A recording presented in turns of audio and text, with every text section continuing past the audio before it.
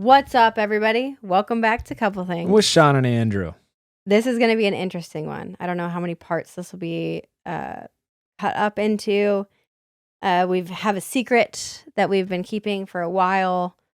In real time, we are filming this on June 20th. I have no idea when this will air. And we returned from this excursion on June 18th, the night of June 18th. So we're about 18 hours removed from this. But we have alluded to this for quite a while. But the adventure that we just went on was a TV show. We did the Fox TV show together called Special Forces. World's Toughest Challenge. And that is a proper tagline. Yeah. That was the hardest thing I've ever done in my entire life. Yeah. It was fun until it wasn't. Yeah. But we're able to finally tell you now. And we wanted to kind of give you the live debrief while we're still in it. You'll notice we're probably more mellow than usual because we just got abused for about 10 days. But we Not actually, well, but kind of. Well, I'm not sure. Can I start by saying I would do it again? I would do it again. I would opt to not do the last day again. Yeah. But it pushed me personally, physically and mentally, past any limits I knew I was capable of going. I ended up saying in my exit interview that, back in my day when I did gymnastics, I knew what I was capable of. I kind of lost my identity for a really long time after that because I didn't know who I was outside of gymnastics. Went on to get married, became wife, kind of found my identity in that. And then the past 6 years, I've been doing the baby thing, getting pregnant, having babies, and I've kind of lost my identity since then. So this is the first time I regained a confidence of I know what I'm capable of, and I needed that, but damn, that was hard. And Sean's capable of quite a lot, it turns out. So the show is based on the premise that they want to bring celebrities in to get trained by some special forces instructors to kind of give them a day in the life, or in this situation, a week and a half in the life of what these high-level soldiers go through. And so you're placed in barracks and you do all these extreme challenges, these hard physical workouts, and then a lot of mentally taxing things as well. And there's a couple ways to leave the show. It is a challenge. There's no reward to making it to the end other than pat on the back. Rights. Yeah. But you can voluntarily withdraw, or VW. Just tap out. You can get removed from the course by the instructors if they don't think you meet certain standards, or you could die. Or you could get medically withdrawn, which means a lot of people got medically withdrawn, broken ribs, broken noses. Someone left because they ended up getting a horrible chest infection. If the medic deems you unfit to continue, then you get pulled. But even though it is a reality TV show, it does not feel like one when you're there. There is no pampering. There is no luxury. There is no oh, you're only going to film for 8 hours today and then you get time off. You are truly immersed into a world with the special forces where you are at their beck and call whenever they want. So at any time and any point in the day, 12:30 midnight, 2 a.m., 3 a.m., they can call you out of the barracks to line up and go through a workout or do what you could do. They can do whatever they want. Yeah, it's like they didn't get the memo on what reality TV is supposed to be. They missed the whole point of it. You sleep on cots. Yep. You have 2 pairs of clothes, one that you really wear. There's no laundry. You go to the bathroom on pieces of plywood that have a hole in them. Yep. There's really no doors on it other than a piece of wood that blocks out. You can see everyone's head while they were sitting there pooping. The food you have is terrible. You eat anything from bland carrot soup to simply bread to... I will say at one point, though, it started tasting good to us because we were just getting so hungry and that it was edible. I think that's the point of the show, though, is to strip away all the luxury and comforts that people are used to and to say, hey, you can make it through this hard stuff if you choose to. Yeah. And if you don't, try to pull the parachute on your own experience. It takes away a lot of the vanity and the materialism, the selfishness, and teaches you discipline and respect to authority and just we got to get the most incredible, beautiful insight to these guys' lives and what they've been through. We got to hear so many of their stories. They would come into our barracks at night and share with us some of the things that they have gone through. It was the most humbling experience I've ever had in my life. Yes, it was hard. And yes, it was, really, just really freaking hard. But there was a lot to take away from it. I think Andrew and I are still in the decompression phase where we're like, what the frick just happened to us?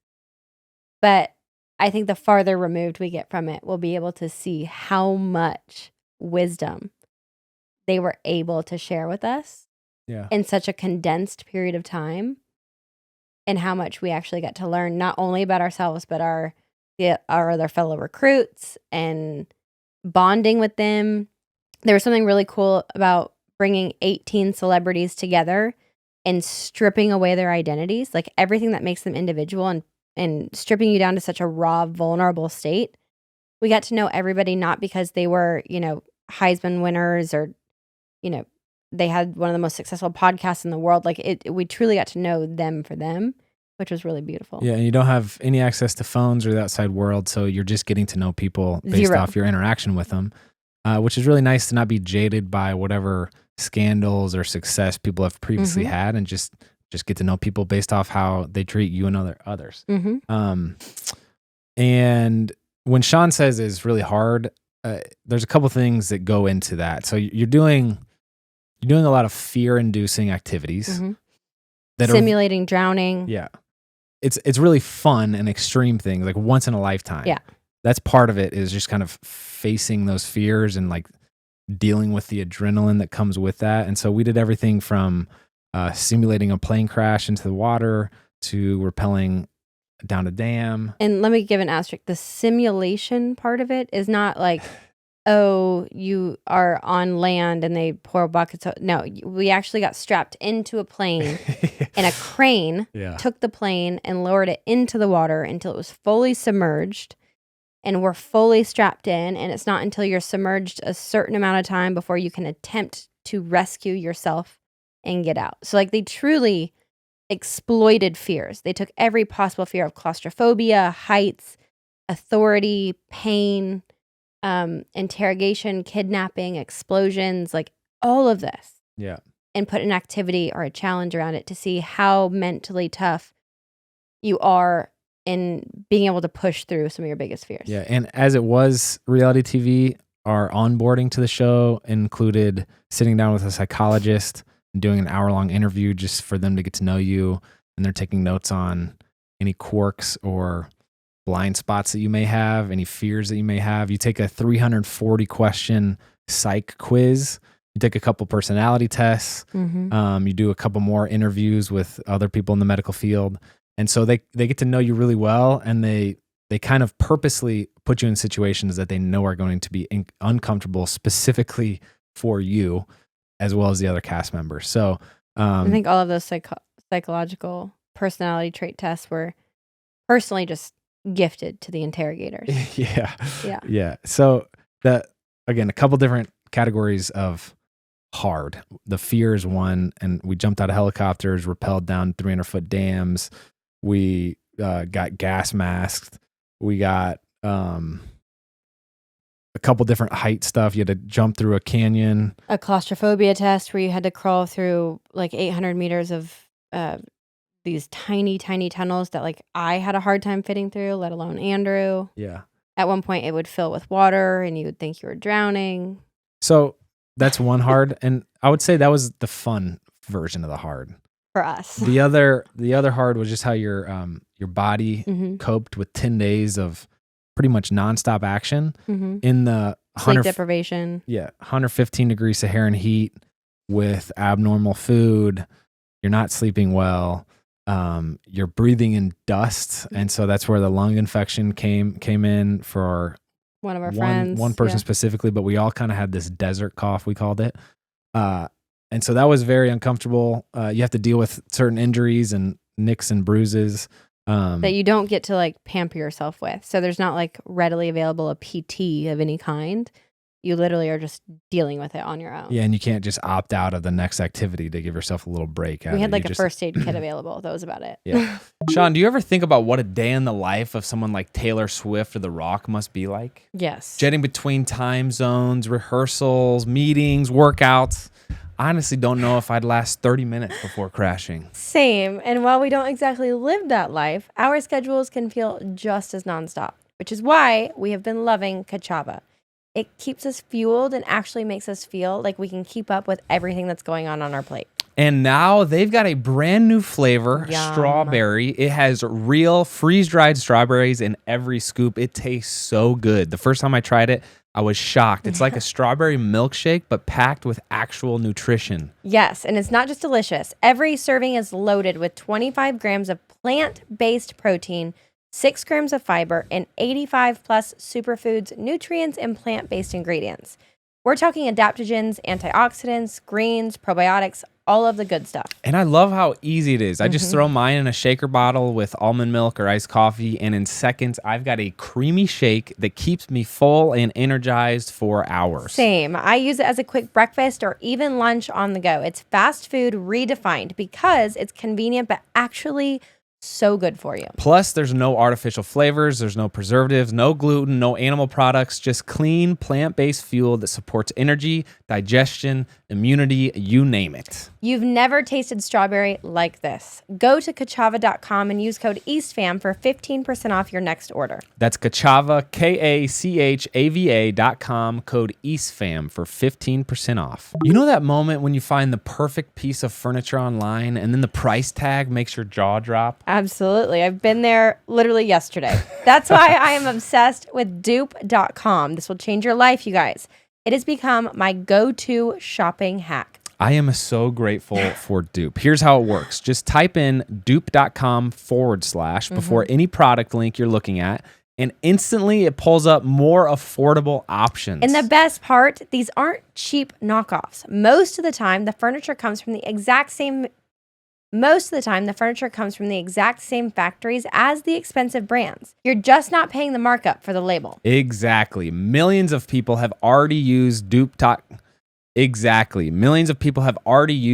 to save money, and it's gone viral on TikTok for a reason. That $5,000 cloud sofa or the dresser you've had your eye on forever, Dupe finds the exact same look for a fraction of the cost, sometimes up to 80% less. I just found a gorgeous blanket ladder that I've wanted for years, and it was over 50% off the price. I am literally hooked. I don't know what a blanket ladder is, but I'm pumped for you. And it's not just furniture. Dupe works for fashion, shoes, jewelry, and more. They even have a trade program for designers and real estate pros where you can earn commission on purchases.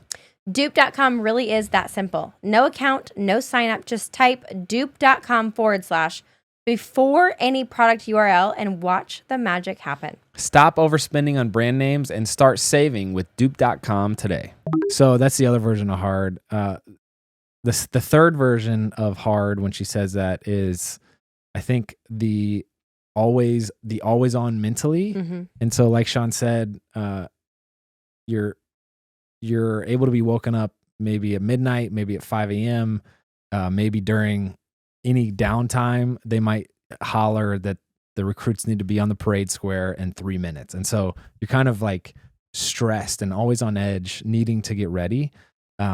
Because if your shirt's not tucked in or your boots aren't zipped up or you're not out on the square in time, which is usually like they give you a 3-minute window. My mom was asking me about this. She's like, did you have time to like shower? And the answer is yes. So like in any given day, we'd probably have a couple hours of downtime, not all bunched together, but like we might come back and have 2 hours, but we don't know we have 2 hours. There's no schedule. They will literally like drop you off and say, get ready for the next thing. But they do not tell you when. So you're sitting there and you're like, okay, maybe I should go shower. But God forbid you get in that shower and they call recruits. You have 3 minutes to get out of that shower, get fully dressed, fully packed, and presentable and on the parade square. If you aren't, then it would end up being punishment workouts, which always sucked, which would always include dunking yourself in an ice cold tub and rolling around in mud and crawling on your hand, on your like elbows, knees, and belly through rocks. Yeah. Always. So is it worth taking a shower with that being the potential penalty? Probably not. And yeah, so it's very random and unplanned when you're needed, and that's hard to deal with. And so you need to always be ready, but you don't know for what or when it's going to happen. You might be sitting in a car and then all of a sudden someone bangs on your window and they say, all right, we have to go on a 45-minute sprint through the village and save all this kit. And there's no warm up involved. So your body, it's just like a weird place to be physically and mentally, because there's you just always need to be on. And in addition, you're wearing a microphone. And so there's this hypervigilance that you feel of like, okay, I want to make sure I don't say anything I'm going to regret. Mm-hmm. And I want to also be intentional and like say things that I'm proud of and that might positively impact anybody watching it. So there's just a lot going on in that sense. And then I would say the fourth way it's hard is the last day includes interrogation, and I would say level 1 torture. And that was very hard. That was when Sean says hard, that's what I think of when I think hard. The other stuff is kind of like, oh, it's a once in a lifetime experience. That was the interrogation was really hard. It takes you to a place mentally that you've never been before. Nor should you. Nor should people. And I don't ever want to go back. Yeah. But I think, again, what I said earlier, I think as time progresses and we get further away from this, there was an aspect of hard to it of these 4 men who were leading this were absolutely incredible human beings.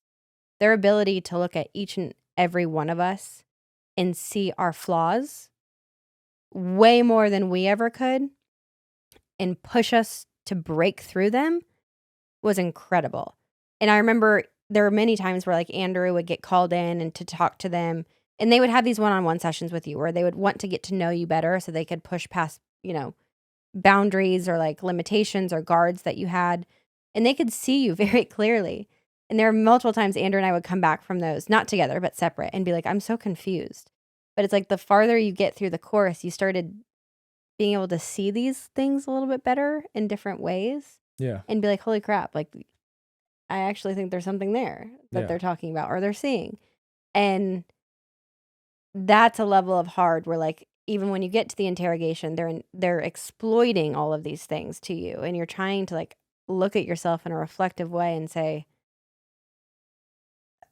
how do I deal with this? And it was the most like, it's like self-help on steroids.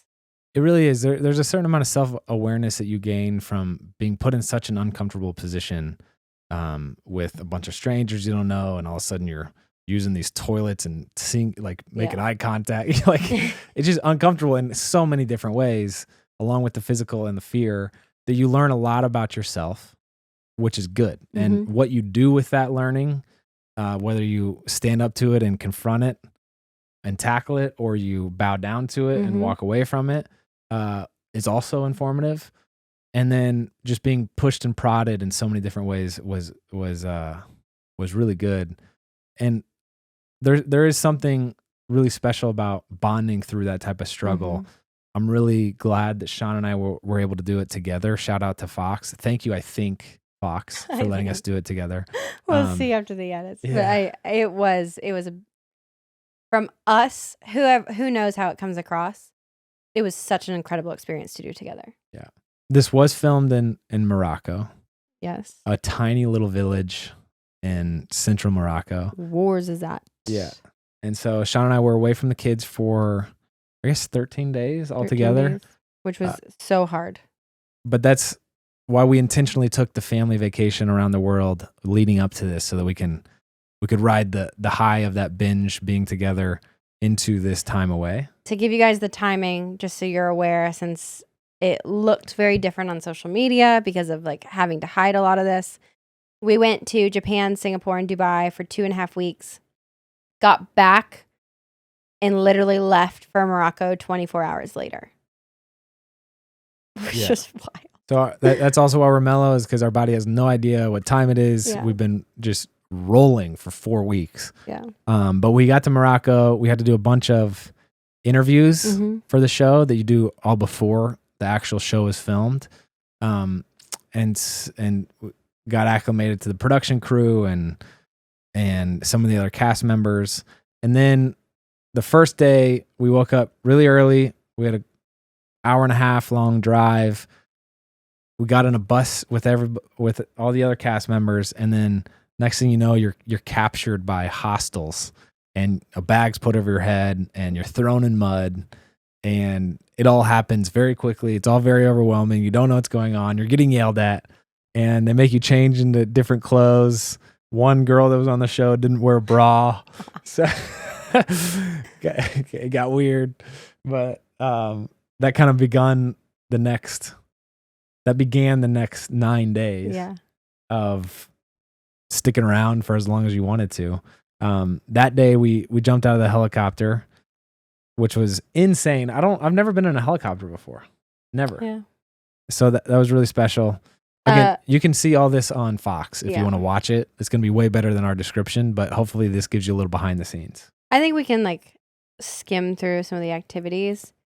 And then we are thinking about when it comes out, week by week, we'll do a debrief of each day that they show, because there's just too much. I mean, yeah.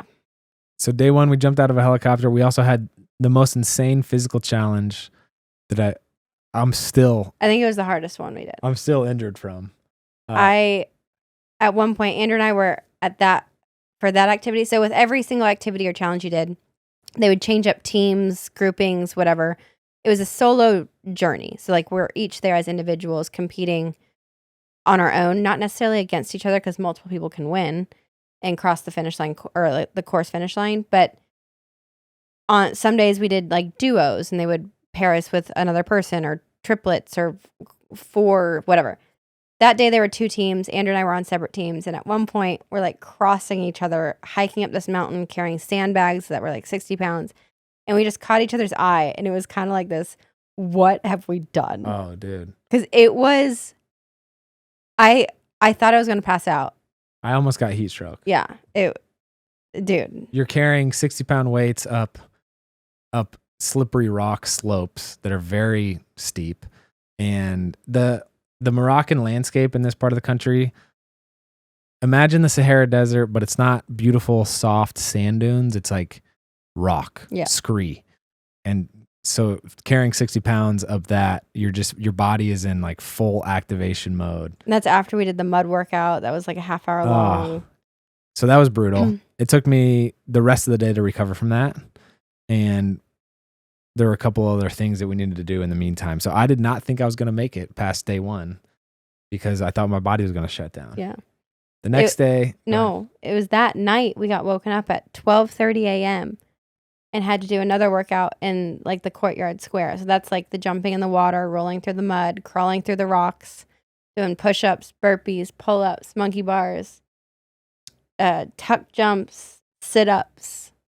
And you're doing it until at the mercy of the instructors. The end of summer and back to school season always feels like the busiest time of year. You got sports practices, homework, work schedules, you name it. And dinner usually ends up being the last thing on our to-do list. Same. That's why we've been leaning on Home Chef. It saves us from the nightly what's for dinner panic and those last-minute grocery runs. Home Chef delivers fresh, pre-portioned ingredients straight to your door with more than 35 meals to choose from every week. And the best part is that even the kid-friendly meals get cleared from the plates.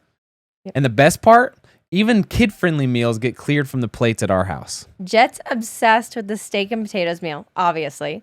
And I love their 5-ingredient meals. It still blows my mind that something so simple can taste so good. Honestly, I know we were just talking about dinner, but I have it for lunch too. It's that good. Plus, Home Chef customers save an average of $86 a month on groceries. And no surprise, it's been rated #1 for quality, convenience, value, taste, and recipe ease by meal kit users. For a limited time, Home Chef is offering our listeners 50% off your first box, free shipping, and dessert for life. What? That's right. You heard it. Free dessert for life. Just go to homechef.com/EastFam. That's homechef.com/EastFam for 50% off your first box and free dessert for life. Must be an active subscriber to keep the dessert coming. I don't know how it's back to school season already, but I am in full prep mode. The backpacks are packed. Our fridge is stocked with snacks like Drew's current favorite, the Go-Gurt protein. And Drew is so excited to be starting kindergarten. I don't know if I am. And I don't know about you, but I used to eat Go-Gurt with my siblings after school, and I have such fond memories of those times. It's been fun to see Drew love Go-Gurt now too, except now they have Go-Gurt protein, which so is much better. Absolutely amazing. It has 2 times the amount of protein of the original Go-Gurt. We try to sneak more protein into our kids' diets wherever we can. Drew loves the strawberry flavor and knows exactly where I keep them in the fridge. When she gets home, she knows she can grab one, open it up herself with their easy open packaging, and enjoy. And our son Jet loves them too, and we appreciate the tube design that makes it a mess-free snack that you can eat on the go. Our kids will have a Go-Gurt protein on their way to ice skating or swim, and we don't mind when they eat them in the car because they really leave no mess behind. Oh yes, they are a car snack staple. I'll also toss a few Go-Gurt protein snacks into the freezer so they last longer. I'll pull them out whenever we need it in the morning, and they're ready to eat by the afternoon. Or if you just eat them frozen, they're really good. These bad boys are frozen right now, and I can't wait to have one. Anyway, Go-Gurt protein is the back-to-school snack this season that your kids will love and you can feel great about. Available in flavors like strawberry and berry. Look for Go-Gurt protein at a retailer near you. It's nuts. I think that was one of the hardest things for me with every single thing we did was in my mind, if I can quantify a finish line, like if I can tell myself it's going to be done at this time or this many reps or this long. And I think that was a big mind game they played the whole time is they never told you when you were done. Or they would tell you when you were done, but as soon as you finished it, they would extend it. It would be something else, something new, something further and harder. And that pushed me. My panic took over in those situations. My body is literally physically reaction to you describing this. Other contestants have gotten done with the show and have described a PTSD-like condition for weeks after. They're not able to sleep. There's certain things like that carried over into home that were based in camp, like needing a buddy to go to the bathroom anytime you get up, or like flinching at night because you're worried about getting yelled at. Have you noticed anything like that? Just you describing it, I literally got sweaty palms. So the only 2 things I've noticed so far is like I woke up the very first night in the middle of the night having to pee so incredibly bad, but I couldn't get myself to get out of bed because in my mind I was still in the interrogation holding room waiting for someone to come get me. And so I just remember thinking like, oh, frick, I'm going to pee my pants. Like, where are they? Are they coming? Because the only thing that like helped me survive the interrogation was they went through the rules. And one rule stated if you had to pee, you could raise your hand and someone would come get you. But like there were times where I'd raise my hand and it took 15 minutes for someone to come get me. So when I woke up in the middle of the night, I was like, where are they? That one. And then one of Bear's favorite toys is a blower. Oh my gosh, don't. And like a leaf blower. Oh. And that was part of the sounds that you had to listen to for 18 hours in the headphones for the torture or whatever. Why can I hear that so clearly in my head right now? And he was playing with it yesterday, and I was kind of like, I think we're going to throw that away. Yeah. So late the first night we did that workout, then we woke up and had to walk up countless flights of stairs. We then simulated an airplane crash into water, and then we boxed. That episode 2 is going to be a good one to watch, to be honest. Just watch it. Watch episode 2. You'll enjoy it. And again, we started with 18 recruits, and slowly it whittled down based off medical withdrawals or voluntarily walking away to a smaller and smaller group day by day. Day 3, we learned how to take care of casualties or injured soldiers, which was the largest savage. Man on the face of the earth. Oh my gosh, another incredibly we were carrying like 300 pounds. Every one of us annihilated our hands because we were carrying a stretcher that was metal and it had been sitting in the sun. So it was scalding hot. So when you carried it, it just ripped skin off your hands. And every single one of us, I think I ripped 6 fingers, just like skin literally falling off trying to get through this. And then we had to walk a tightrope between 2 buildings that evening. Yeah. That's when I got yelled at for the first time. Day 4, we did this insane rappel down a 300-foot dam. And then we also did the tunnel crawl, which is also going to be an episode worth watching. Day 4. It might be one of the best challenges they've ever done in the history of the show. And by best, she means miserable. It was panic-inducing. I hyperventilated. After I made it through, but like I had an absolute panic attack. I'm a pretty mellow guy. I'm able to deal with most things. I almost did not deal with this, but watch that one. Day 5. Oh, we did a sick, like synchronized diving movement.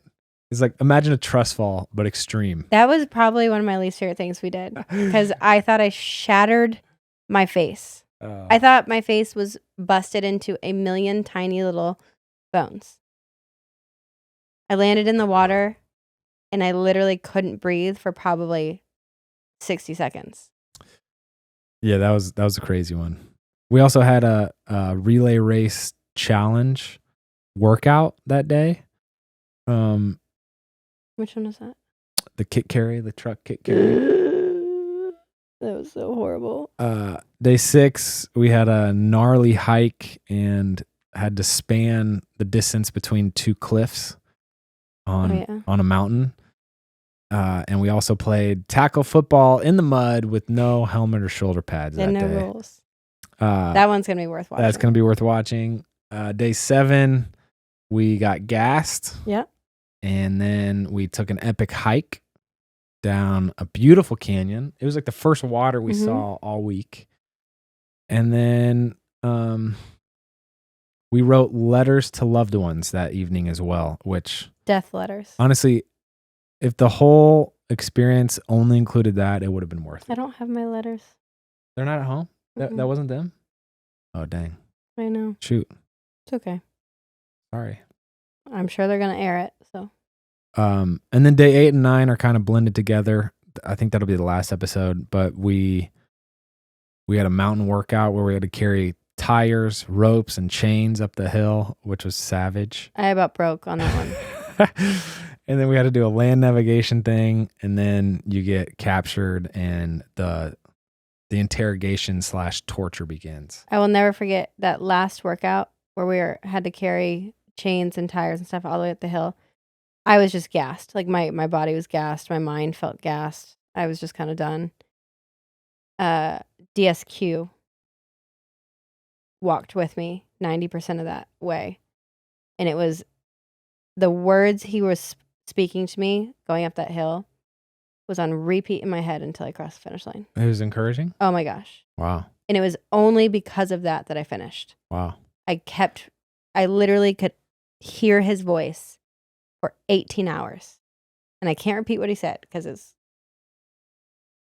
every curse word in the book, but like in such a amazingly motivational way. Wow. If you were to if you watch this whole season, I had the hardest time with DSQ. He was just kind of like, he was the tough one for me.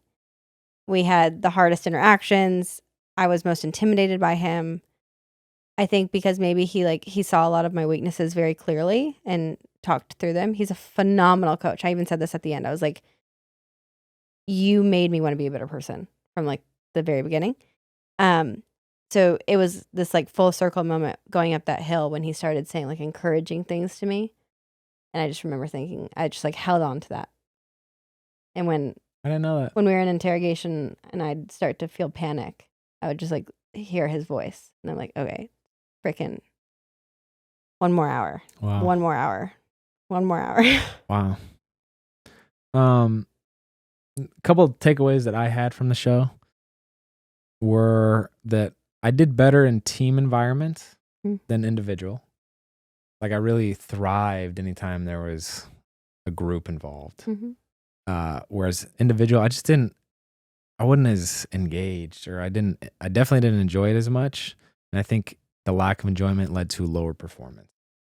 I also learned about myself that I'm too ruthlessly focused on the mission in certain situations where I should have a more zoomed out perspective on other important things. I think that's a self-reflective thing because I think that was an admirable thing that they liked. Yeah. It was a quality they liked about you, not a flaw. Okay. I guess we'll see. And then there's a bunch of self-awareness, reflective things that I shared in the interviews. Again, watch the episodes to get it all. I thought you did a phenomenal job. That you were an incredible leader.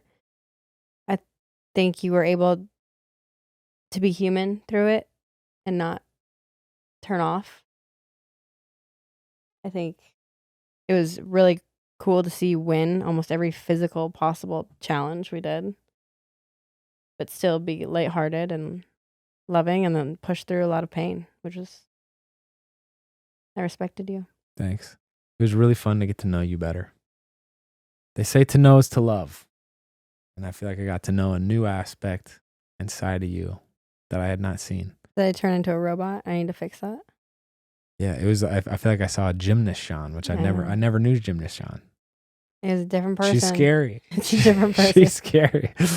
My biggest, I mean, you'll see it if you watch the show. My biggest issue with coming from the DS was that the only way I know how to compete is to go numb. And they said, you need to learn how to be a human and compete as well.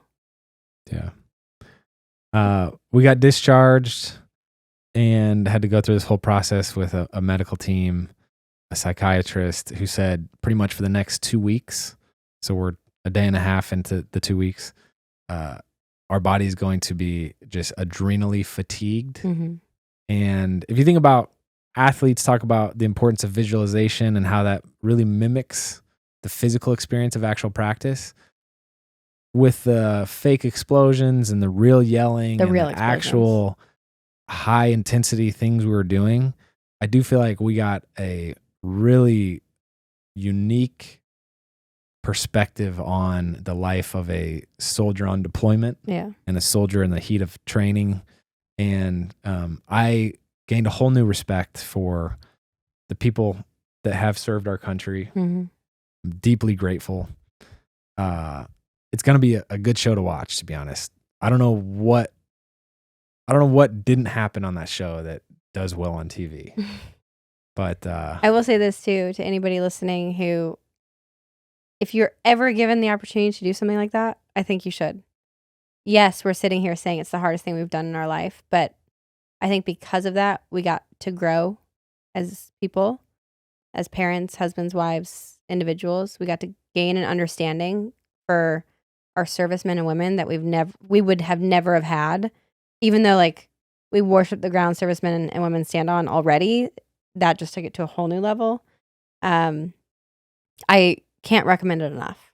Yeah, I won't do it again. I also think can't recommend it enough. There is something to putting yourself in actual scary situations that forces you to then proceed with life and not make little things pretend scary. You know what I'm saying? I agree. When you know what real scary is, everything else gets put in perspective and right-sized.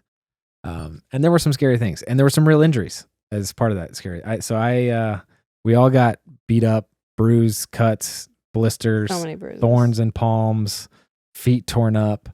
I belly flopped from a 3rd-story jump onto the ocean and bruised every inch of my legs and my body. Thought she got a concussion.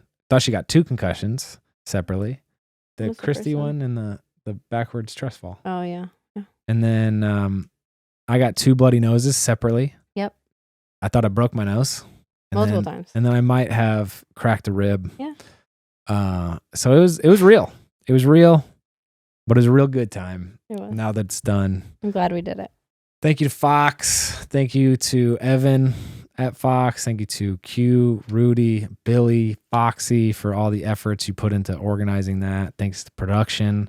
Shout out Liddy, Daniel, Becky, Sarah. The whole squad. Trevor with the rope safety. Rob with the diving safety. The freaking audio squad that would be up at night swapping battery packs. The mountaineering squad who had to save us from getting lost in the desert. Dave, everybody. Hope we get to see you guys again. Hope you all listening watch the show. Yeah. It will be entertaining. Yeah, to say the least. Yeah. And we'll probably doing more specific recaps, but we wanted to give you the live decompression since we're so near to it now.